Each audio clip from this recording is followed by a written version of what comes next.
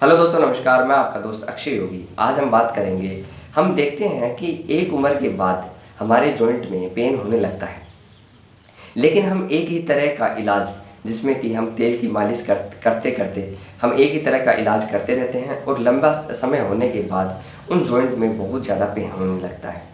यानी एक तरह का इलाज करने से उन जॉइंट में रिलीफ नहीं मिलता और हम इधर उधर भटकते रहते हैं। लेकिन आज मैं इस वीडियो में आपको बताऊंगा कि कितने प्रकार के जॉइंट में पेन होता है और उनको हम किस तरह से ठीक कर सकते हैं। दोस्तों, मैं बता देता हूं आपको कि 3 प्रकार के विशेषकर जॉइंट में पेन होते हैं, जिसमें पहला वात रक्त, यानी जिसको इंग्लिश में गाउट भी कहा जाता है। दूसरा आम वात, जिसको हम रोमेटॉइड आर्थराइटिस के नाम से भी जाना जाता है। और तीसरा वात संधिगत वात, यानी जिसको ऑस्टियोआर्थराइटिस के नाम से भी जाना जाता है।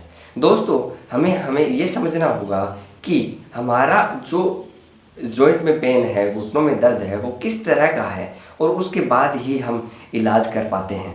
इसलिए मैं कुछ आपको बताऊंगा बातें, जिससे कि आप ये समझ पाओ कि आपका जो जॉइंट में पेन है वो किस प्रकार का है। आपको मैं इस सरल भाषा में बताना चाहूँगा कि 3 तरह के जो जॉइंट पेन मैंने बताए हैं, वात रक्त यानी गाउट, आम वात यानी रोमेटॉइड आर्थराइटिस, संधिगत वात यानी ऑस्टियोआर्थराइटिस, इसको कैसे पहचानें।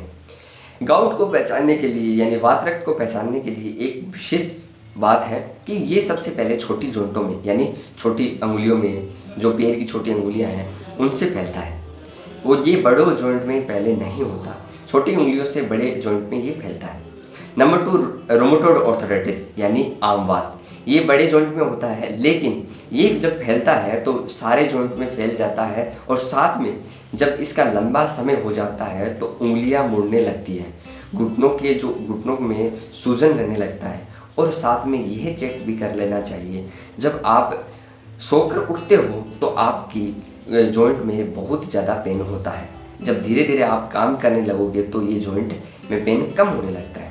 और साथ में ही बारिश का जब समय आएगा, यानी बादल जब रहते हैं, तो ये रोमेटॉइड आर्थराइटिस आपका बहुत ही ज़्यादा पेन करेगा। इसके अलावा जब आपके खून में चेक करवाओगे तो RA फैक्टर होता है, रोमेटॉइड आर्थराइटिस फैक्टर होता है, वो आपके बढ़ा हुआ होगा, यानी पॉजिटिव मिलेगा।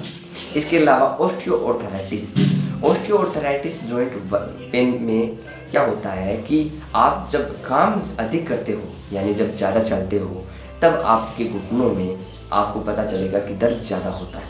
आप जब रेस्ट करते हो तो घुटनों में रेस्ट के समय कम होने लगता है। इसके अलावा जब आप एक्सरे कराओगे तो आप देखोगे कि आपके घुटनों में, दोनों जॉइंट में बहुत ही कम स्पेस बचता है। इसके अलावा ऑस्टियोआर्थराइटिस के अंदर जब आप अपने घुटनों पे हाथ रखते हो तो ये बजते हैं, यानी किट किट की आवाज़, जो क्रिपिटिस साउंड होती है, वो आपकी आवाज़ आती है।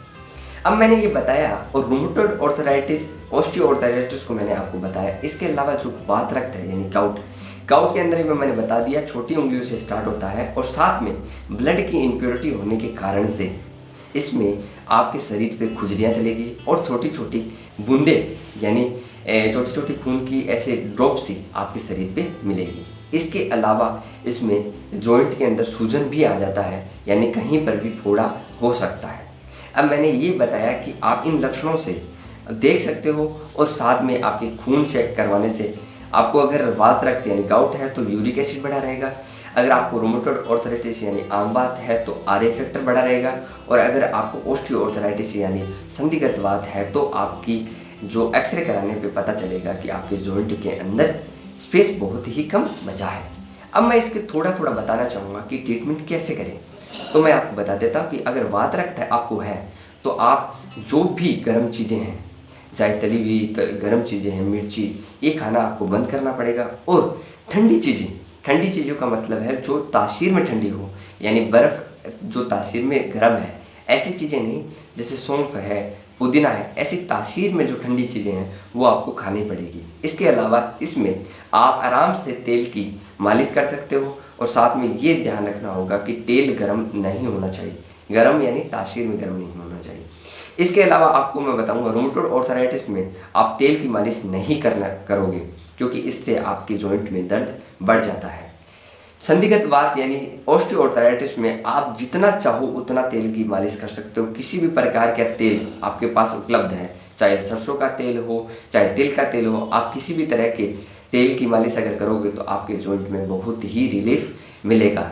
इस तरह से मैंने बताया कि आप 3 तरह के जॉइंट पेन होते हैं और जो विशेषकर आप अपने भारतवर्ष में मिलते हैं, जो एक उम्र के बाद हमारे जॉइंट में पेन होता है, लेकिन हम एक ही तरह का इलाज करने से हमारे जॉइंट में हमें रिलीफ नहीं मिल पाता।